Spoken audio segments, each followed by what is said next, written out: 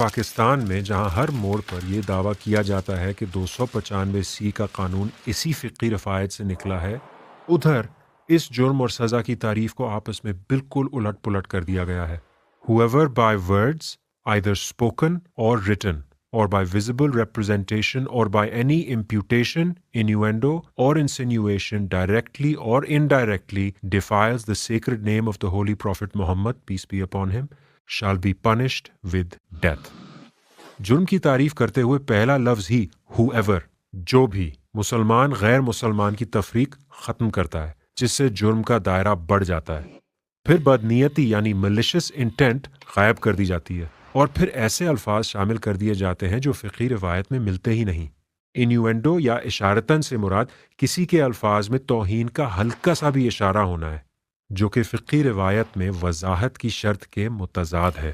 انسینیویشن یا تلمیح یعنی کسی کے الفاظ میں غلط مطلب کا شبہ بھی ہو تو جرم ثابت کرنے کے لیے کافی ہے۔ یہ بھی فقہی روایت میں شبہ نہ ہونے کے بالکل متضاد ہے۔ جرم کی تعریف میں شدت کا ذکر نہیں، ہیبیچولی ڈیفائلز کی جگہ ڈیفائلز کر کے تکراری کی شرط بھی ختم۔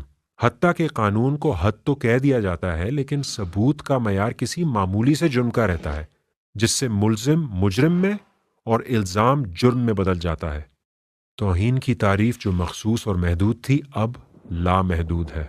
یہ تعریف نہ صرف شریعت کے منافی ہے، بلکہ لامحدود تعریف کرنے کا یہ اختیار ہی تو ہے جس کو آج ہم قانون کا غلط استعمال کہتے ہیں۔ دوسری طرف سزا کو مسلمان اور غیر مسلمان کے لیے بلا تفریق قرار دے کر ایک سخت شکل دے دی گئی۔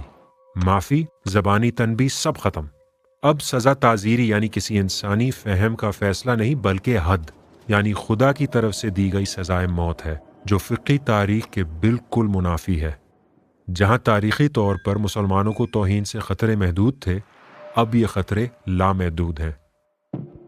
2010 میں ایک ڈاکٹر سے وزٹنگ کارڈ گرتا ہے۔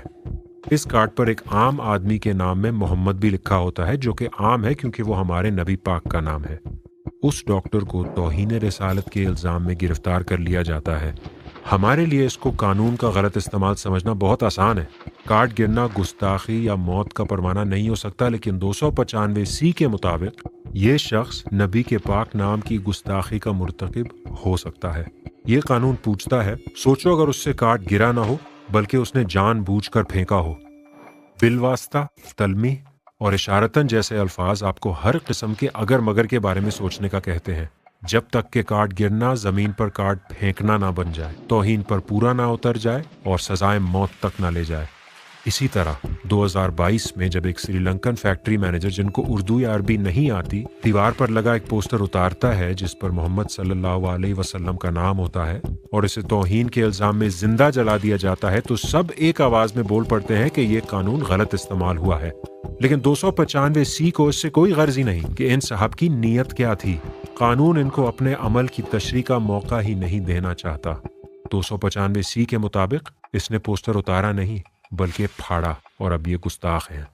یعنی توہین رسالت کا غلط استعمال ہی 295 کا صحیح استعمال ہے۔ اور پھر یہ ایک مسلمان کا فرض بن جاتا ہے کہ وہ اس خطرے کے پیچھے جنونی کھوج لگائے۔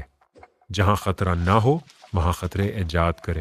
کارڈ گر جانا توہین، QR کوڈ توہین، پوسٹر اتارنا توہین، دوسرے مسلکوں کی نعتوں میں توہین، دوسرے فرقوں کے عقیدوں اور تاریخ میں توہین، نبی کو نور ماننا توہین اور نبی کو بشر ماننا بھی توہین، پاکستانی کرکٹرز کے سبز جوتوں میں توہین، کرتے پر لکھے حروف میں توہین، اور اس توہین رسالت کی ایک ہی سزا، سر تن سے جدا۔ حالانکہ یہ تاریخی اور شرعی طور پر ایک جھوٹ ہے، کیونکہ حقیقتاً توہین رسالت کی کئی سزائیں اور غیر سزائیں ہیں۔